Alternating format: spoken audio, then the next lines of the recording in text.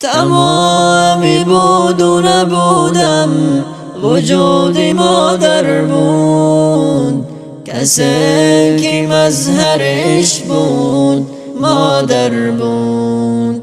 برای من به جهان هزار رنگ و فریب، کسی که مونس و غمخوار بود مادر بود. برای راحت من چه رنج ها نکشید، کسی که موی سفید روی سفید بود مادر بود. نیمه های شب با صدای گریه من، کسی که با هرازی جا می پرید مادر بود.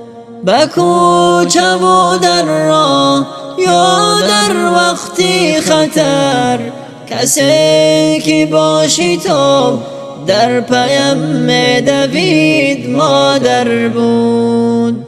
چو پای من به زمین گاه می لغزید، کسی که از ته دل آه می کشید مادر بود.